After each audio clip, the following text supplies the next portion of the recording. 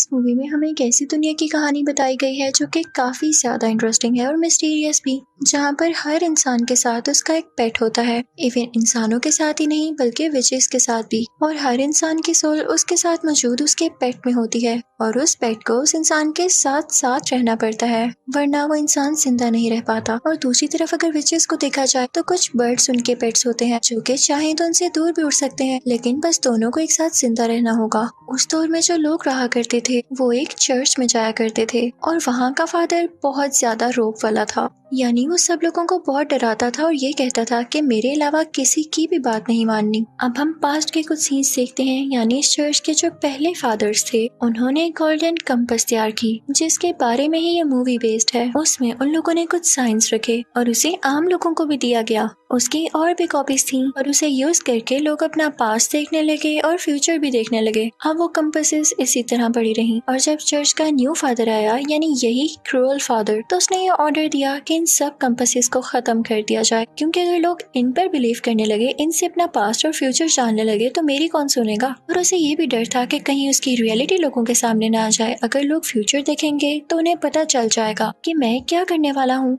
और इसी वजह से उन सब गोल्डन कंपासेस को डिस्ट्रॉय कर दिया गया। लेकिन चालाकी से एक कंपास को सेव कर लिया गया और वो आज भी है, लेकिन कोई नहीं जानता कि उसे कहाँ रखा गया। अब यहाँ पे स्टोरी आती है प्रेजेंट पर और हम एक क्यूट सी बच्ची लायरा को देखते हैं। उसका भी एक पेट होता है, वो किसी गुलहरी जैसा दिखता था, वो भी बहुत ज्यादा क्यूट था। लायरा एक ऑर्फन थी और उसे उसके अंकल पाल रहे थे। उसके अंकल एक बहुत बड़े और अच्छे स्कॉलर थे। वो लायरा से कहते हैं कि बेटा मुझे कुछ चीजों को एक्सप्लोर करना है और कुछ रिसर्च करनी है, तो वो उसे एक कॉलेज में छोड़ जाते हैं। कहते हैं कि अपना ख्याल रखना, मुझे पता है कि तुम ब्रेव हो। वहाँ पर और भी ज्यादा बच्चे होते हैं जो कि अक्सर लायरा को तंग किया करते थे, लेकिन लायरा उनसे बिल्कुल नहीं डरती थी, बल्कि उन्हें डराया करती थी कि अगर मुझे तंग करोगे तो ये कर्ज हो जाएगा, अगर वहाँ जाओगे तो ये हो जाएगा। और एक दिन तो वो कहती है कि अगर एक कोट को पहनोगे तो तुम लोग जल जाओगे अगर मुझे ज्यादा तंग किया तो बच्चे कहते हैं अच्छा तो फिर हमें प्रूफ दो। और उसी कोट को ढूंढने के लिए लायरा उस गेट से अंदर जाती है, यानी अपने कॉलेज के अंदर जाती है। वो अंदर जाकर उस कोट को ढूंढ ही रही होती है कि तभी उसे लगता है जैसे कोई आ रहा है, तो वो वहाँ पर एक कबर्ड में छुप जाती है। वहाँ पर कॉलेज का हेड होता है और उसी फादर का एक एजेंट। दोनों आपस में बातें करने लगते हैं लायरा के अंकल के बारे में कि वो आदमी तो किसी की भी नहीं सुन रहा, उसे कहा है कि उस जगह पर ना जाओ जहाँ वो जाकर कुछ एक्सप्लोर करना चाहता है। दरअसल इन दोनों के जहन में जिसने बात डाली वो कोई और नहीं बल्कि चर्च का प्रेजेंट फादर था। वो प्लान करते हैं कि हम लायरा के अंकल की ड्रिंक में एक पॉइजन मिला देंगे। वो लोग उसको मारना चाहते थे और ये सारी बातें कबर्ड में से लायरा भी सुन लेती है। वो ऐसा क्यों कर रहे थे? इसलिए क्योंकि लायरा के जो अंकल थे पास्ट में उन्होंने भी उस गोल्डन कंपास को बनाने के लिए हेल्प की थी, और जो आखिरी कंपास बच गई थी उसे लायरा के अंकल ढूंढ रहे थे और ये लोग नहीं चाहते थे कि कंपास दोबारा से वापस आए। तभी वहाँ से वो दोनों चले जाते हैं और वो ड्रिंक में पॉइजन मिला चुके थे। और इसके बाद वहाँ पर आते हैं लायरा के अंकल जो कि वो ड्रिंक पीने लगते हैं, लेकिन इससे पहले ही लायरा निकलती है और उनके ड्रिंक वाला ग्लास नीचे गिराकर तोड़ देती है। वो उनको सब कुछ बता देती है कि आपकी वाइन में किसी ने पॉइजन मिलाया था, लेकिन वो ये नहीं बता पाती कि वो था कौन और उन लोगों ने ऐसा क्यों किया। लायरा के अंकल इस बात पर ज्यादा ध्यान नहीं देते और जो रिसर्च उन्होंने की थी वो चर्च के लोगों को बताने लगते हैं। वो बताते हैं कि मैं एक डस्ट ढूंढ रहा हूँ, वो चीज उसी गोल्डन कंपास से कनेक्टेड थी। तो चर्च के लोग कहते हैं कि तुम बेकार में ढूंढ रहे हो, उसका हमें कोई फायदा नहीं। तो लायरा के अंकल कहते हैं कि इसके लिए मुझे कुछ फंड्स भी चाहिए होंगे। तो चर्च के लोग कहते हैं कि हम हरगिज़ आपको फंड्स नहीं दे सकते, अगर वो मिल गई तो लोगों का डर खत्म हो जाएगा। लेकिन लायरा के अंकल कहते हैं कि कुछ भी हो मैं दूसरी तरफ जरूर जाऊंगा, उस दूसरी दुनिया में जो कि कहीं न कहीं इस दुनिया से भी कनेक्टेड है। लेकिन चर्च के लोग उसकी बातों को मजाक में उड़ा देते हैं। और इसके बाद से हम देखते हैं कि शहर में ऑर्फन और गरीब बच्चे गायब होने लगे थे, जिस बात को लेकर लायरा और उसका दोस्त काफी परेशान थे क्योंकि उनमें से उनके कुछ दोस्त भी थे। अब कुछ देर बाद हम देखते हैं कि लायरा के अंकल उसे डांट रहे होते हैं कि मेरे बेटे कोई आपके खिलाफ कुछ भी कर रहा हो, लेकिन ऐसे छुप के किसी की बातें सुनना बहुत गलत बात है और मैं जल्द ही अपनी रिसर्च पर जा रहा हूँ, आपको अपना ख्याल रखना होगा पीछे से। तो वो अपने अंकल से कहती है कि मैं भी आपके साथ आऊंगी, आप जानते हैं ना कि मैं कितनी ब्रेव हूँ और मुझे एडवेंचर्स में रहने का मजा आता है। तो उसके अंकल उससे कहते हैं कि मजे वाली चीज नहीं है, इसमें जान को भी खतरा है, और ये कहते हुए वहाँ से बाहर आ जाते हैं जाने के लिए। अब हम देखते हैं कि कॉलेज में डिनर हो रहा होता है और वहाँ पर एक बहुत ही प्यारी और अमीर लेडी आती है विजिट के लिए। वो सब बच्चों में से मिलती हैं और वो लायरा से भी बात करती हैं, जिसके बाद लायरा उनकी फेवरेट बच्ची बन जाती है। वो लायरा से कहती हैं कि मुझे तुम बहुत अच्छी लगी, तुम मेरे साथ लंदन जाओगी?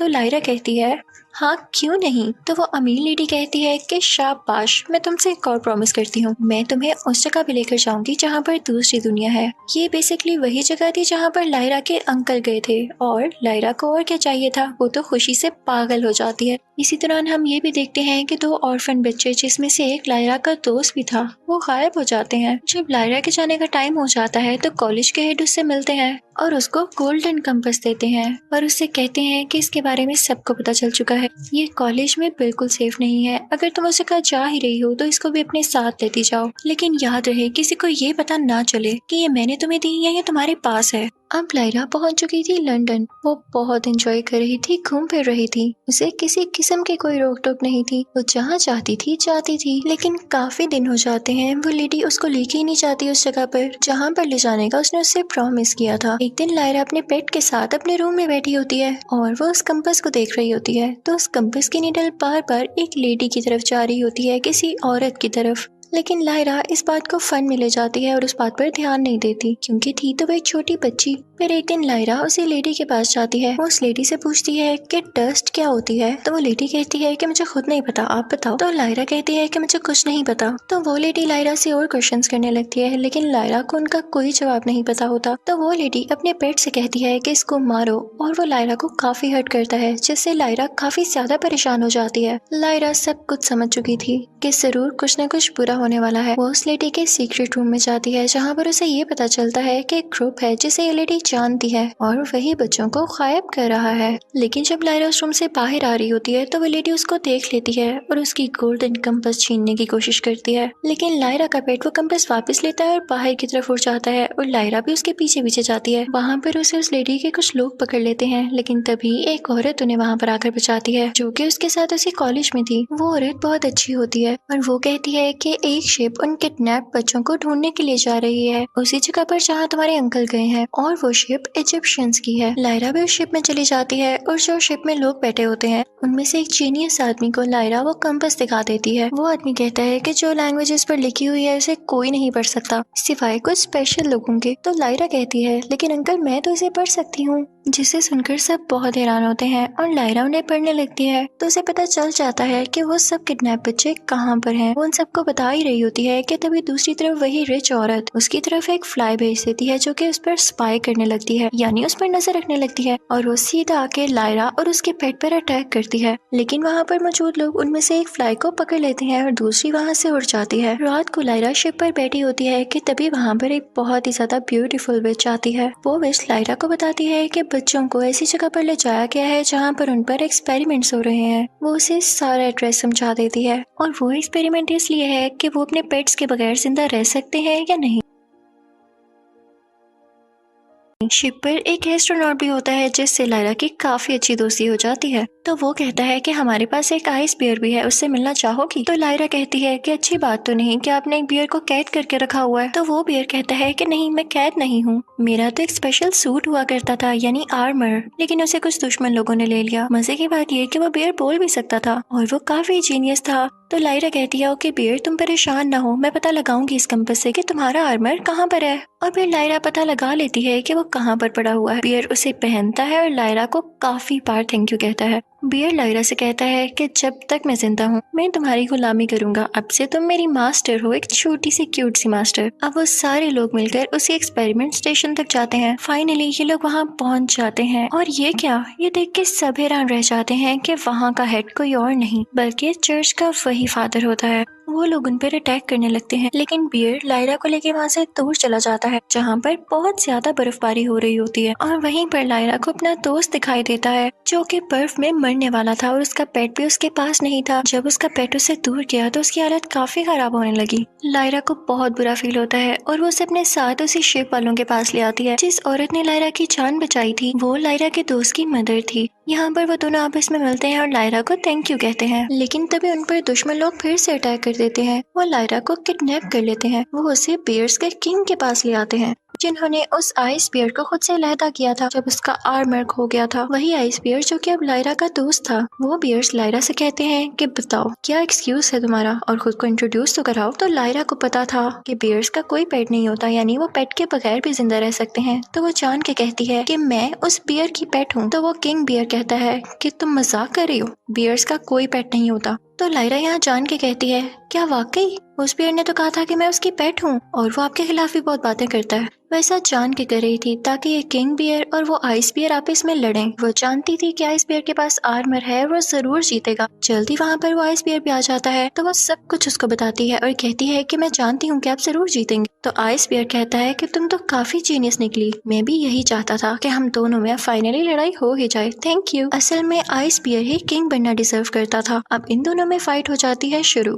आइस बियर और वही किंग बियर दोनों एक दूसरे को काफी पंचे मारते हैं, अपने दांत से जख्मी भी करते हैं और फाइनली आइस बियर उस किंग बियर को काफी बुरी तरह से हरा देता है। वो उसे उठा कर फेंकता है और अब वो बन चुका था उस जगह का किंग। लायरा और वो आइस बियर काफी ज्यादा खुश थे। अब वो आइस बियर जाता है लायरा के पास और उससे कहता है कि चलो वहाँ जाने का वक्त हो गया जहाँ दूसरी दुनिया है। अब वो लोग वहाँ जाने लगते हैं कि तभी रास्ते में बर्फ का बना हुआ एक ब्रिज आता है। बियर और लायरा एक साथ गुजर रहे होते हैं लेकिन वो बर्फ वहाँ से टूटने लगती है। तो बियर लायरा से कहता है कि चलो तुम पहले चलो, और लायरा जैसे ही चल रही होती है तो वो ब्रिज साथ साथ टूटने लगता है। तो बियर कहता है कि लायरा बस यहाँ खड़ी रहो, ज्यादा आगे मत जाना वरना ये ब्रिज टूट जाएगा और तुम नीचे गिर जाओगी। अब उन दोनों में काफी ज्यादा गैप था और बियर वहाँ पे नहीं आ सकता था। तो वो उसे कहता है कि तुम यहाँ ही रुको, मैं इजिप्शियंस यानी उन शिप वालों को और बाकी बियर्स को लेकर आता हूँ। लेकिन काफी टाइम हो जाता है और लायरा से रहा नहीं जाता तो वो अकेली ही उस जगह पहुंच जाती है जहाँ पर बच्चों पर एक्सपेरिमेंट्स हो रहे थे।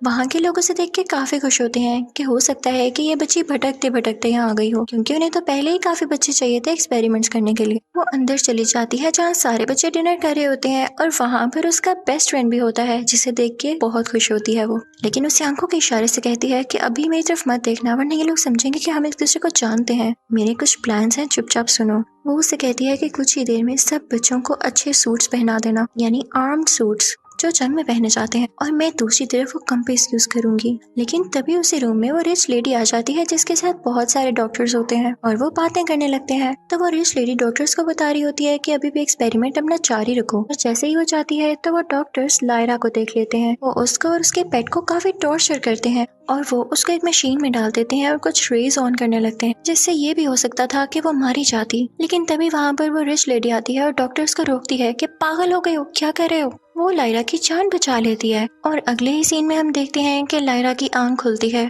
उसके पास वही रिच लेडी बैठी होती है। लायरा उससे डर जाती है और पीछे हट जाती है। वो रिच लेडी लायरा को प्यार करती है और कहती है कि मैं तुम्हारी माँ हूँ, मैंने ये बात तुमसे किसी रीजन की वजह से छुपा के रखी, और साथ ही उससे कहती है कि जो तुम्हारे पास कंपास है वो मुझे दे दो मेरी प्यारी बेटी। तो लायरा समझ जाती है कि ये कंपास लेने के लिए मुझसे इतनी मीठी जुबान बोल रही है, तो वो साथ ही उसको एक बॉक्स पकड़ाती है। आप समझ रहे होंगे कि उस बॉक्स में कंपास थी, ना लायरा बहुत जीनियस थी। उस बॉक्स में तो वो स्पाई फ्लाई थी जिसके जहर से इंसान मर जाते थे। वो रिच लेडी जैसे ही वो बॉक्स खोलती है तो वो फ्लाई उसी पर अटैक कर देती है और लायरा वहाँ से फौरन से भागने लगती है। लायरा चाहती है सीधा एक्सपेरिमेंट रूम, और जिस मशीन में वो लोग बच्चों को डालने वाले थे वो मशीन डिस्ट्रॉय कर देती है और फिर दरवाजा खोलते हुए सब बच्चों को वहाँ से आजाद करवा देती है। लेकिन जैसे ही वो लोग बाहर आते हैं तो दुश्मन लोग उनको रोक लेते हैं जो कि पहले भी लायरा पर अटैक कर चुके थे। लेकिन उतनी ही देर में वहाँ पे बियर्स और इजिप्शियंस भी पहुंच चुके थे। अब यहाँ पर इन सब में काफी ज्यादा फाइट होती है, सब एक दूसरे पर अटैक कर रहे होते हैं। और एक और मजे की बात,